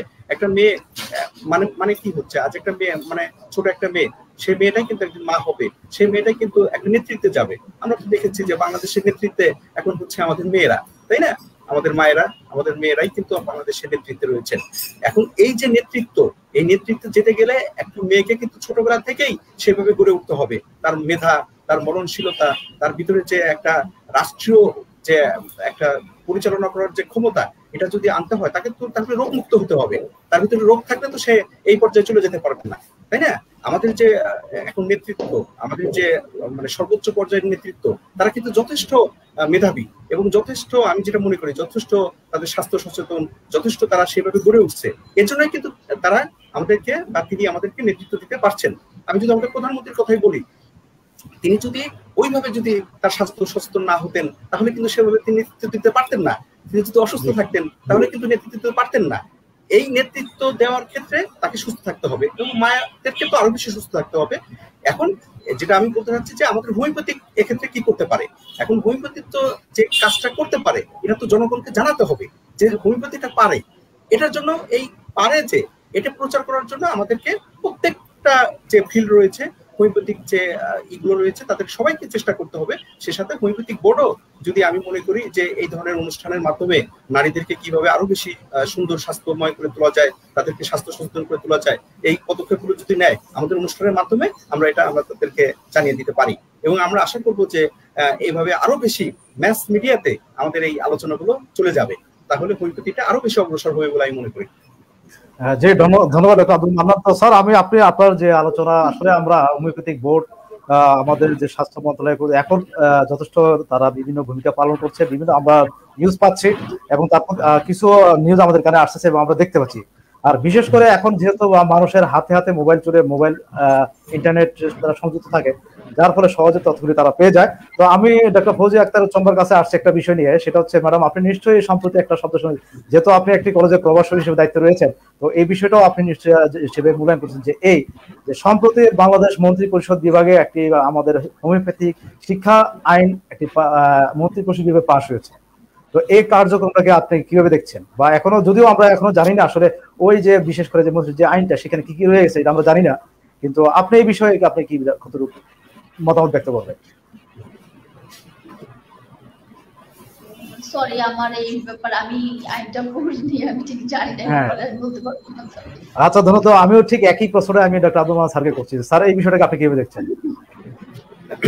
না, আইনটা এখনো আসলে কি পর্যায়ে মানে পাশ হয়েছে, বাট ওটা থেকে আসলে কি আছে এখনো কিন্তু আমরা ওইভাবে এটা পাইনি। তবে আমি যেটা মনে করি বা আমি যেটা জানি যে আমাদের হোমিওপ্যাথিক বোর্ড বা আমাদের যে নেতৃত্ব এখন রয়েছেন তারা কিন্তু আপ্রাণ চেষ্টা করছেন যে আমরা কিভাবে হোমিওপ্যাথিটাকে আরো বেশি অগ্রসর করা যায়, আরো বেশি এটাকে ডেভেলপ করা যায়। হ্যাঁ, এবং এই যে হোমিওপ্যাথিক যে দুটো ডিগ্রি রয়েছে, ডিপ্লোমা এবং বিএসএমএস, তাদের যাতে শিক্ষার ব্যাপারটা, ডিপ্লোমা যারা রয়েছেন তারা যেন উচ্চতর ডিগ্রি নিতে পারেন, বা যারা বিএসএমএস বা ব্যাচেলর ডিগ্রিধারী রয়েছেন তারা যেন আরো বেশি হায়ার ডিগ্রি বা তাদের রিসার্চ বা এই জাতীয় জিনিসে যেন আরো বেশি তারা মানে তাদেরকে নিযুক্ত করতে পারেন। তারপরে আমাদের যে হোমিওপ্যাথিক যে চিকিৎসা, এটা তো 1983 সালের যে একটা ব্যাপার রয়েছে, এটাকে আবার পরিমার্জন করে অবশ্যই একটা ভালো দিকে যাবে এবং এতদিনের যে আন্দোলন, এতদিনের যে সংগ্রাম, তার নিশ্চয় ফলাফলটা অবশ্যই ভালো হবে এবং আমরা খুব শীঘ্রই এটা পেয়ে যাবো আমি আশা করি।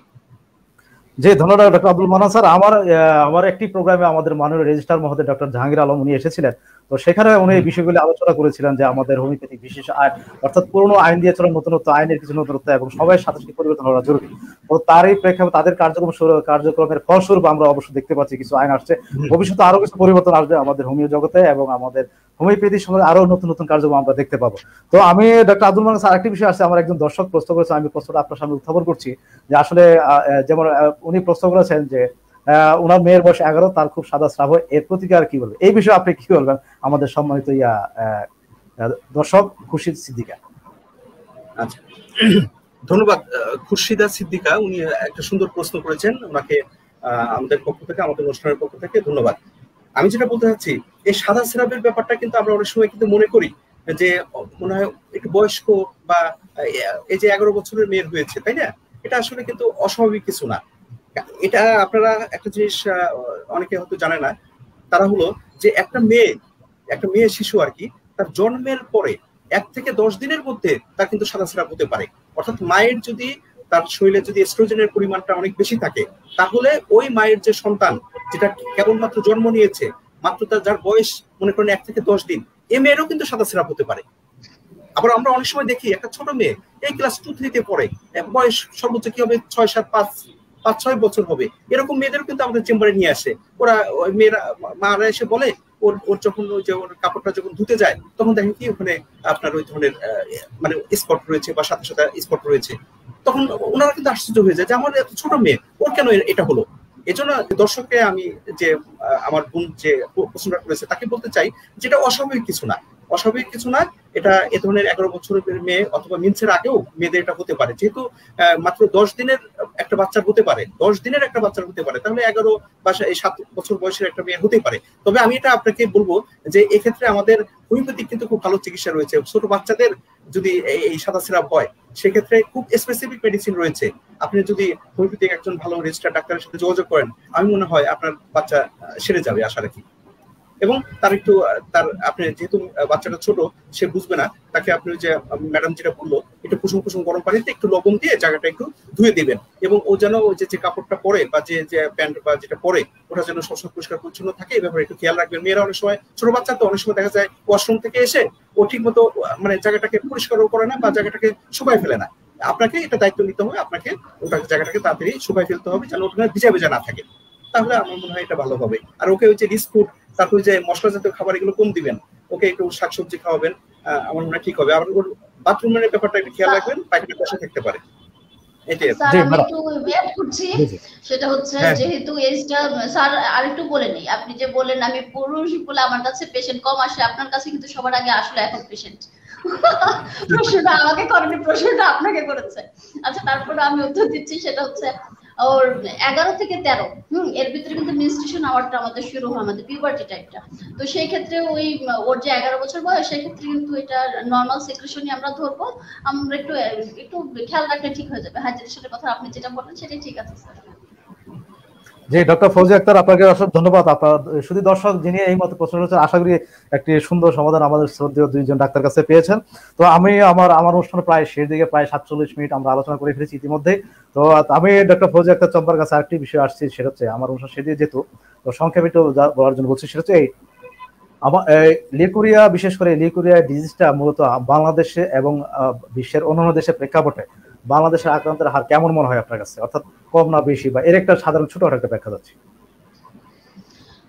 বিশ্বের অন্যান্য তুলনা আমাদের দেশে সব বেশি আছে, কারণ হচ্ছে আমাদের দেশের শিক্ষিতের হারটা একটু কম, সচেতনতার ব্যাপারটা একটু কম, সেজন্য এই ব্যাপারগুলো আমাদের একটু বেশি। আমাদের এরপরে মানুষের যে জানার যে জায়গাগুলো, সেই জানার জায়গাগুলো কম। আমরা কমিউনিটি পর্যায়ে যদি এই ব্যাপারগুলো একটু ছড়িয়ে দিতে পারি, বিশেষ করে মাতৃস্বাস্থ্যের যে ব্যাপারগুলো, সেগুলো যদি আমরা ছড়িয়ে দিতে পারি, তাহলে কিন্তু অন্তত চিকিৎসার আগে আমরা একটা রোগ প্রতিরোধ করার একটা ক্ষমতা তৈরি করে ফেলতে পারবো। আমাদের সবাইকে একটু জানাতে হবে স্বাস্থ্য সচেতনতার ব্যাপারে। আমাদের একেবারে ছোট পর্যায় থেকে শুরু করে, যেমন আমাদের কি বলে আফটার ডেলিভারিতে মারা অনেক সমস্যায় ভুগে থাকে, সেইগুলো ব্যাপারেও যদি মাদেরকে একটু সচেতন করা যায়, লোকজনদেরকে সচেতন করা যায়, সবার একদম ঘরে ঘরে যদি এই ব্যাপারগুলো জানানো যায়, তাহলে কিন্তু অনেক সচেতনতার ব্যাপারটা তৈরি হবে, তারা ব্যাপারটা বুঝতে পারবে। জি জি জি, ধন্যবাদ ডক্টর ফজিয়া আক্তার আপনার মূল্যবান পরামর্শের জন্য। তো আমি ডক্টর মান্নান স্যারের কাছে আরেকটি বিষয় আসছি, সেটা স্যার এই যে তো মূলত আমরা বিশেষ করে আমাদের সমাজে আপনি একটা পরিস্থিতি অবশ্যই আলোচনা করছেন যে বিশেষ করে আমাদের লাইফস্টাইলের কারণে আমাদের বিশেষ করে মেয়েরা আক্রান্ত, বিশেষ করে অত্যাধিক টাইট পোশাক বা জিন্স বা শক্ত হার্ড পোশাক পরে যেটা সেটা হয়। আমরা আমাদের পূর্বের মা জাতির সময় যখন গল্প শুনতাম তখন কিন্তু তারা কিন্তু সাধারণ নর্মাল সুতির কাপড় এই জাতীয় কাপড় ব্যবহার করতেন। তো সময়ের সাথে সাথে কিন্তু স্যার পোশাকেরও পরিবর্তন, লাইফস্টাইল পরিবর্তন হচ্ছে এবং খাদ্যাভ্যাসও পরিবর্তন হচ্ছে। পাশাপাশি কঠিন জটিল রোগেরও আমরা কিছু ফরমেশন দেখতে পাচ্ছি নতুন নতুন করে, আমরা জানতে পারতেছি বিভিন্ন অনলাইনের কল্যাণে বা সায়েন্সের কল্যাণে আমরা জানতে পারি। তো আমি একটা বিষয় আছে যে এখানে মেডিসিনাল, অর্থাৎ যেহেতু আমাদের দেশে কোনো সাধারণ একটু জ্বর ঠান্ডা কাশি বা যে ধরনের রোগ হলেও দেখাচ্ছে তারা অ্যালো ড্রাগস বা অন্যান্য ড্রাগস নিচ্ছে। তো এই ক্ষেত্রে ড্রাগসের ভূমিকা কতটুকু এই লিকুরিয়ার ক্ষেত্রে, ডক্টর আব্দুল মান্নান? যেহেতু সাদা সিরাপটা যদি নর্মাল পর্যায়ে থাকে এর জন্য কোনো ড্রাগস দরকার নাই। হ্যাঁ, একটা সাদা সিরাপকে যদি আমরা নর্মালি যদি ভেজানাল মানে ডিসচার্জ বলি, এটা যদি কোনো ক্ষতি না করে, এটা যদি কোনো সমস্যায় না ফেলে, এটা যদি আপনার যেটা বারবার বলছেন যে কোনো দুর্গন্ধ যদি না থাকে, কোনো ইচিং যদি না থাকে, কোনো ইরিটেশন যদি না থাকে, হ্যাঁ, তলপেটে যদি কোনো ব্যথা না থাকে, কোনো প্রস্রাবের কোনো যদি জ্বালা পোড়া না থাকে, এই ক্ষেত্রে এটা একদম নর্মাল একটা ব্যাপার, তার ক্ষেত্রে কোনো সমস্যা নাই। কিন্তু সাদা সিরাপটা যদি এরকম হয় যে তার ওটা খুব ব্যাড স্মেলিং হচ্ছে, অফেন্সিভ স্মেলিং হচ্ছে, তার ইচিং হচ্ছে, যেখানে ওটা লাগছে তার ওখানে চুলকাচ্ছে বা ওখানে বিচির মতো র্যাশ উঠতেছে, তারপরে এমনও হয় মেয়েদের যাদের বেশি সাদা সিরাপ হয় তাদের কিন্তু যে শারীরিক মেলামেশা, যেটা হাজবেন্ডের সাথে শারীরিক মেলামেশা, এটার প্রতি তাদের আগ্রহ থাকে না এবং সেটা মানে ব্যাপারটাকে তাদের কাছে খুব একটা থ্রেটিং ব্যাপার মনে হয়, যেহেতু ওখানে ইনফেকশন থাকে, হ্যাঁ, ওখানে রেডনেস হয়ে যায়, ওই জায়গাটা আলসার হয়ে যায়, ক্ষত হয়ে যায়, তখন দেখা যায় কি তারা এই যে হাজবেন্ড ওয়াইফের ভিতরে যে একটা ফিজিক্যাল রিলেশন এটাও কিন্তু নষ্ট হয়ে যায়, তাই না? এখন এই ধরনের পর্যায়ে যদি চলে যায়, তারপরে যদি আমি বলতে চাচ্ছি, আপনি ওষুধের কথা বলছেন, আমি এটা আসতেছি, তারপরে যদি দেখা যাচ্ছে যে হাজবেন্ডের কারণে তার ওয়াইফ আক্রান্ত হয়ে গেছে, হাজবেন্ডের হয়তো গনোরিয়ার ইনফেকশন ছিল, তার মাধ্যমে ওয়াইফের আক্রান্ত হয়ে গেছে। আবার এখানে এরকম দেখা যায় যে এখন তো দিনকাল তেমন ভালো না, অনেক সময় যে মানে বহুগামিতা, যেটা একটা পুরুষের একাধিক সেক্সুয়াল পার্টনার থাকতে পারে, একটা মহিলারও একাধিক সেক্সুয়াল পার্টনার থাকতে পারে, এসব কারণে কিন্তু অনেক ধরনের ডিজিজ কিন্তু মেয়েরা এই সেক্সুয়াল ট্রান্সমিটেড যে ডিজিজ গুলো বলা হয় এগুলো তারা কিন্তু আক্রান্ত হয়, ট্রাইকোমোনিয়াসিস, ক্যান্ডিডিয়াসিস বা এই ধরনের যে গনোরিয়াল ইনফেকশন, এগুলো তারা কিন্তু আক্রান্ত হয়ে থাকে। এখন এই ধরনের যদি পর্যায়ে পড়ে, অথবা এরকম হয়ে গেছে যে দীর্ঘদিন ভাবে এরকম সাদা সিরাপ হওয়ার পরে মেনোপজ অবস্থায়, হ্যাঁ, তখন যদি তার ওই যে আপনার জরায়ু মুখের যদি ক্যান্সার থেকে যদি এরকম সাদা সিরাপ হয়, সেক্ষেত্রে তো অবশ্যই চিকিৎসার প্রয়োজন রয়েছে, চিকিৎসা করতে হবে। সেক্ষেত্রে আমাদেরকে প্রথমত কারণটা ডায়াগনোসিস করতে হবে, পরীক্ষা নিরীক্ষার মাধ্যমে আমাদের দেখতে হবে যে আসলে এই যে মারাত্মক যে অবস্থাটা তার হয়েছে এক্ষেত্রে আসলে কি কারণে হয়েছে, কারণটা করতে হবে। এবং আমি যেটা বলবো, এই ধরনের ইনফেকশনের ক্ষেত্রে যদি ইনফেকশন থেকে যদি এই সাদা সিরাপের ব্যাপারটা ঘটে, তাহলে তার হাজবেন্ড এবং ওয়াইফ তাদের দুজনকে কিন্তু একসাথে চিকিৎসা করতে হবে। আপনি ওয়াইফকে চিকিৎসা করলেন, বাট হাজবেন্ডের যদি সমস্যা থেকে থাকে তাহলে তো আবার তাদের ভিতরে এটা সংক্রমিত হবে। এই জন্য দুজনকে যদি আমরা একসাথে ট্রিটমেন্ট করতে পারি তাহলে কিন্তু তার এই সমস্যাটা চলে যাবে। এবং আমি যেটা বলে আরেকটা কথা আমরা আলোচনায় ভুলে গেছি, সেটা হচ্ছে কি, কিছু মেয়ে কিন্তু খুব মেন্টাল অ্যাংজাইটিতে থাকে, ডিপ্রেশনে থাকে, হ্যাঁ, খুব একটা ইরিটেটেড অবস্থায় থাকে, সারাক্ষণ মেজাজ খারাপ, সারাক্ষণ দুশ্চিন্তা, এদেরও কিন্তু সাদা সিরাপ বেশি হয়। আমরা আপনি দেখবেন যে মেন্টাল যে কন্ডিশন যাদের খারাপ তাদের কিন্তু সাদা সিরাপ বেশি হয়। আবার যেসব মেয়েরা অনেকক্ষণ দীর্ঘক্ষণ দাঁড়িয়ে কাজ করে গরমের মধ্যে, ওই যে গার্মেন্টস এর ওয়ার্কাররা আমরা দেখছি ওরা দীর্ঘক্ষণ গরমের মধ্যে দাঁড়িয়ে কাজ করে, এসব মেয়েদেরও কিন্তু এই সাদা সিরাপ বেশি হয়। তাহলে এই যে কারণগুলো যদি আমরা উদ্ঘাটন করতে পারি তাহলে কিন্তু আমাদের যথেষ্ট, হোমিওপ্যাথিক কথা বলবো আমরা, হোমিওপ্যাথিতে যথেষ্ট ভালো ওষুধ রয়েছে। তার যদি গনোরিয়াল ইনফেকশন থাকে তাহলে তাকে ওইভাবে ওষুধ দিতে হবে। তার যদি আপনার নর্মালি যদি তার নিউট্রিশনাল ডিফিসিয়েন্সির কারণে হয় তাহলে তাকে ওইভাবে ওষুধ দিতে হবে। তার যদি ওবেসিটির কারণে হয় তাহলে তাকে ওইভাবে ওষুধ দিতে হবে। তার কনস্টিপেশন থাকলে তাকে ওইভাবে ওষুধ দিতে হবে। অর্থাৎ মূল কজটাকে আমরা ডায়াগনোসিস করে তাকে যদি আমরা ওষুধ দেই, এবং এখানে যথেষ্ট ভালো ওষুধ রয়েছে আমাদের হোমিওপ্যাথিতে, তারা যদি একটা ডোজ কমপ্লিট করে, একটু যদি ভালোভাবে মেনে চলে এবং যে ম্যানেজমেন্ট যেটা তার যদি পার্সোনাল হাইজিন এগুলো মেনে চলে, আমি আশা করি তারা অবশ্যই তারা ভালো সুফল পাবে এবং আমাদের ওষুধের মাধ্যমে এটা ভালোভাবে আরোগ্য হবে। এটা আমি আশা জি, রাখি। ধন্যবাদ ডাক্তার আব্দুল মান্নান স্যার, আপনার সুন্দর প্রাণবন্ত আলোচনার জন্য। ডাক্তার ফৌজিয়া আক্তার, আপনাকে ধন্যবাদ।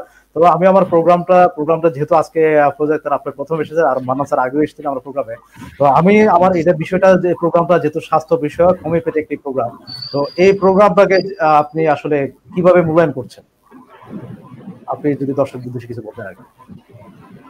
ডাক্তার ফৌজিয়া আক্তার।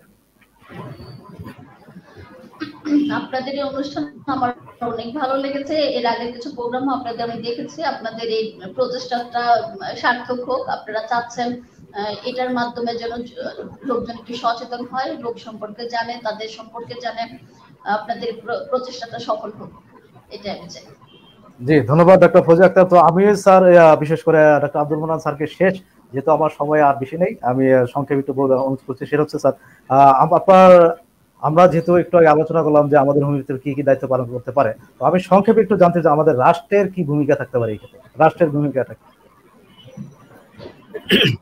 রাষ্ট্রের ভূমিকা বলতে আমি এটাই বলবো, এই যে আজকে আমরা যে অনুষ্ঠানটা আমরা আলোচনা করেছি আপনার মাধ্যমে, এই যে আমাদের যে ডক্টর হাবিব আপনি যে অনুষ্ঠানটার আয়োজন করেছেন, এই যে আমরা যে সুযোগটা পাচ্ছি বা আমরা যে এইভাবে কথা বলার সুযোগ পাচ্ছি, এটা কিন্তু একটা বিরাট ব্যাপার, এটা কিন্তু একটা রাষ্ট্রীয় একটা ব্যাপার। হ্যাঁ, এই যে আমাদের যদি ইন্টারনেট ব্যবস্থা ভালো না থাকতো, আমি স্বাভাবিকভাবে কথাগুলো বলতেছি, আমাদের যে ইন্টারনেট ব্যবস্থা ভালো না থাকতো, আমাদের যদি এভাবে সুযোগ সুবিধা না থাকতো, আমরা কিন্তু এইভাবে এই ঘরে ঘরে আমরা কিন্তু আমাদের এই নিউজটাকে পৌঁছে দিতে পারতাম না। এটা কিন্তু রাষ্ট্রীয় ভাবে আমরা এই সুযোগটা পাচ্ছি। তারপরেও আমি যেটা বলবো যে আমাদের বিশেষ করে হোমিওপ্যাথিক বা আমাদের যে স্বাস্থ্য সচেতনতার যে ব্যাপারগুলো, এক্ষেত্রে আমাদের যদি রাষ্ট্র বা আমাদের যে নেতৃত্ব স্থানীয় যারা রয়েছেন, তারা যদি আমাদের দিকে নজর দেন এবং আমাদের যদি কিছু সুযোগ সুবিধা দেন, আমাদেরকে যদি আমাদের বিশেষ করে হোমিওপ্যাথিতে যদি আমাদের যে বাজেট বা আমাদের যে হোমিওপ্যাথিক যে শিক্ষা চিকিৎসা, এক্ষেত্রে যদি বাজেট বৃদ্ধি হয়, এক্ষেত্রে যদি সুযোগ সুবিধা বৃদ্ধি হয়, আমাদের যারা রেজিস্ট্রার ডাক্তার তারা যদি বিভিন্ন কর্মক্ষেত্রে তারা যদি সুযোগ সুবিধা পায়, তাহলে তো এটা অবশ্যই অবশ্যই আরো হোমিওপ্যাথিটা আরো অনেক বেশি এগিয়ে যাবে। অলরেডি আপনার জেলা ডিস্ট্রিক্ট পর্যায়ে থানা পর্যায়ে আমাদের হোমিওপ্যাথি ডাক্তাররা মেডিকেল অফিসার হিসেবে রয়েছেন, এটা আমরা সবাই জানি। তারপরেও আরো যারা আমাদের নতুন ইয়াং যারা বের হবেন, এই যে নতুন ভাবে আপনার এই যে ডিএসএমএস এ ভর্তি সার্কুলার হয়েছে, এখানে যদি ভালো ভালো স্টুডেন্টরা চলে আসে, তারা যদি সমাজের বিভিন্ন ক্ষেত্রে ছড়িয়ে পড়ে, তাহলে কিন্তু আমাদের হোমিওপ্যাথিটা আরো বেশি উন্নত হবে। এগুলো কিন্তু আমাদের রাষ্ট্রের মাধ্যমে কিন্তু এগুলো হচ্ছে। এই উচ্চতর ডিগ্রি আমাদের যে এই যে আমাদের যে বেসরকারি কলেজগুলা এই যে সরকারি ভাবে যে সাহায্য সহযোগিতা পাচ্ছে, এগুলো কিন্তু রাষ্ট্রীয় সহযোগিতার মাধ্যমে হচ্ছে। এগুলো যাতে আরো বেশি প্রসারিত হয়, আরো বেশি সম্প্রসারিত হয়, আরো বেশি সুযোগ সুবিধা আমরা পাই, তাহলে আমরা মনে করি আমাদের এই শিক্ষা, আমাদের এই হোমিওপ্যাথি আরো বেশি এগিয়ে যাবে। এবং সর্বশেষে আপনাকে একটা ধন্যবাদ দেই, সেটা হচ্ছে যে আপনি সার্বক্ষণিক ভাবে এই যে একটা অনুষ্ঠানের মাধ্যমে এই যে আপনি যে এই হেলথ এডুকেশন বা এই যে স্বাস্থ্য যে প্রোগ্রামগুলো করছেন, এটাও কিন্তু আমাদের সমাজের জন্য, আমাদের ফ্যামিলির জন্য, আমাদের সাধারণ মানুষের জন্য অনেক উপকার করছে। আপনার এই অবদান, আপনার এই চেষ্টা আরো বেশি মানে অগ্রসর হোক, আরো বেশি চলমান হোক, আমার পক্ষ থেকে আমি এটা আশা করি ইনশাআল্লাহ। জি, অবশ্যই আপনাদের দোয়া প্রার্থনা করি আমরা যেন সুস্থ থাকি ইনশাআল্লাহ। আমরা আমাদের যারা তরুণ প্রজন্ম যারা আছে, আমরা আমাদের চেষ্টা করতে হবে। আজকের আমার এই প্রোগ্রামে ডক্টর ফৌজিয়া আক্তার ম্যাডামের কারিগরি সহযোগিতা আছেন ডক্টর জহিরুল ইসলাম, শুধু আমি একা নই, উনিও আছেন ওখানে। তো ধন্যবাদ ডক্টর জহিরুল ইসলামকে। তো আরেকটা বিষয় স্যার, আমরা যেহেতু অনুষ্ঠান এখন প্রায় শেষ, 8-3 মিনিট আমরা সেই প্রোগ্রাম শেষ করে দিচ্ছি। তো আপনাদের দুজনকে এই মূল্যবান বিশেষ সময় দেওয়ার ধন্যবাদ। যেহেতু আমার প্রোগ্রামটা স্বাস্থ্য বিষয় জনসচেতনামূলক, এবং আমরা এখানে কেউ ব্যক্তিগত মুনাফা অর্জনের জন্য আসিনি, আমরা আমাদের ব্যক্তিগত উদ্যোগে এটা জাস্ট সবাইকে সচেতনতা এবং স্বাস্থ্য সচেতনতা বৃদ্ধির জন্য আমরা এই প্রোগ্রামটা করে থাকি। তো ধন্যবাদ আপনাদের দুজন মাননীয় অতিথিকে, ডক্টর ফৌজিয়া আক্তার এবং ডক্টর আব্দুল মান্নান, আপনাদেরকে দুজনকে অশেষ অশেষ ধন্যবাদ আজকে আমার এই অনুষ্ঠানে অংশগ্রহণ করার জন্য। ধন্যবাদ। আসসালামু আলাইকুম। আপনাকে ধন্যবাদ। আপনাকে ধন্যবাদ স্যার, আপনাকে অনেক ধন্যবাদ। হ্যাঁ, ধন্যবাদ। তো সুধী দর্শক, এতক্ষণ শুনছিলেন আজকে আমাদের আলোচনার বিষয় লিকুরিয়া বা সাদা স্রাব বিষয়ে আলোচনা। আমরা আজকের যে মাননীয় অতিথি যারা এসেছিলেন, তারা তাদের অবস্থান থেকে সুন্দরভাবে উপস্থাপনা করেছেন এবং আপনার এর ব্যবস্থা করে সেটাও আপনাদের সাধারণ দর্শকদের শোনার ব্যাখ্যা সুন্দরভাবে ব্যাখ্যা করেছেন। তো সুধী দর্শক, আশা করি আমাদের যে আজকের যে আলোচনা অনুষ্ঠান হোমিওপ্যাথি ফর হেলথ বিডি পক্ষ থেকে যে লিকুরিয়া বা সাদা স্রাব বিষয়ে আলোচনা, এ থেকে আপনারা যথেষ্ট উপকৃত হবেন। তো আরেকটি বিষয় হচ্ছে আমি একটু সংযুক্ত করে যাচ্ছি, সেটা হচ্ছে এই লাইফস্টাইলে আমাদের দিনে দিনে পরিবর্তন হচ্ছে, আমাদের জীবন ধারণ, চলাফেরা, খাদ্যাভ্যাস সবকিছু পরিবর্তন হচ্ছে। তবে পাশাপাশি আমাদের যে জিনিসটা বিশেষ মনোযোগ হচ্ছে, আমাদের মূলত আমাদের ধর্মীয় বিষয়ে ধর্মীয় অনুশাসনগুলি মেনে চলা উচিত। চলে আশা করি আমরা অন্তত এই রোগ থেকে একটু মুক্ত থাকতে পারবো ইনশাআল্লাহ। বিশেষ করে আমাদের নারী যেতে আমি অনুষ্ঠানে একটু বলেছিলাম যে একজন সুস্থ মা মানে সুস্থ জাতি। সুতরাং এই প্রত্যাশা রেখেই আজকে আমার আলোচনা অনুষ্ঠান এখানে শেষ করছি। ধন্যবাদ সবাইকে। আপনারা সবাই সুস্থ থাকুন, ভালো থাকুন। আল্লাহ হাফেজ।